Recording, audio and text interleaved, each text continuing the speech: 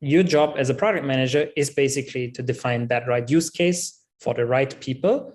But you also need to consider things like viability. So is it technically feasible? You could have the best product idea, but it would take either too much time or too much resources to get it done, or it's not even technically feasible.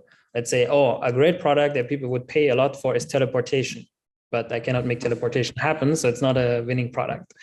Or otherwise, you could have a product that's very easy to do, very feasible, and people want it, but you're not going to make money of it. So basically, as you need to fill all these three buckets of desirability, that people want it, viability, people are also willing to pay for it, and feasibility, that you can do it. Once you're in that middle, then you will achieve your product market fit, and you start measuring, your product will grow.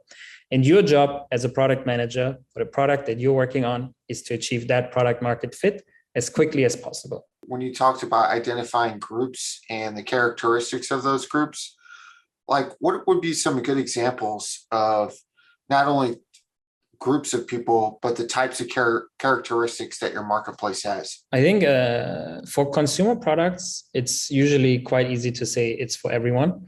Let's say I work at Faith, which has a big part of our business is customer facing. We bring an app in the hands of the user, and it would be so easy to say, oh, it's for everyone. However, in Malaysia, not necessarily everyone is using Faith. Like our penetration might be 25% or 30%. So if we then look at those users, who are they? They're usually female. They're usually around their 30s. They usually are what is considered middle class here. So they have some disposable income, but not a lot. And that's where we fit in, because our app is a savings app. So rich people, they don't care. They don't need savings. For them, it doesn't make a difference. And lower class, they don't have any disposable income. They're not going to use our app to discover something where they can treat themselves to something on a budget. They're just not going to be able to treat themselves. So knowing that is very important, because otherwise you're going to build the wrong features, or you're going to position your app in the wrong way.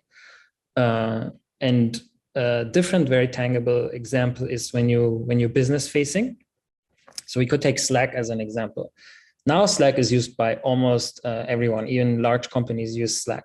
But when they launched, they knew that their key to getting into companies was to be focused on teams, not on companies.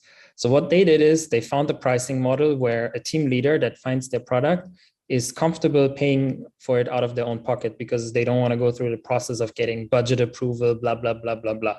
Like getting companies to buy software is a very, very difficult process. It needs to go through different steps. It takes forever. So just you want to have something like $10 a month, easily payable by someone, because they see how it helps them make their team work better.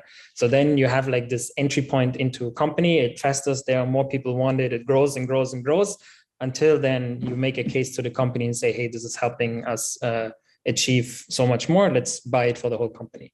So what that means is when you build features, you're not building features for let's say a person who, like usually when you sell software, you need to target the seller, the buyer, like the person who makes the budget decision. But in this case, all the features they built were centered around small teams. Like they didn't want to crack 100 people companies at first. They wanted to crack 10 people teams at first, and everything built around that. And once they were able to crack that, then they realized, okay, now Slack is being used by larger and larger teams. So what do we need to do now to serve for them? But at first they didn't even worry about hundreds of users in one team.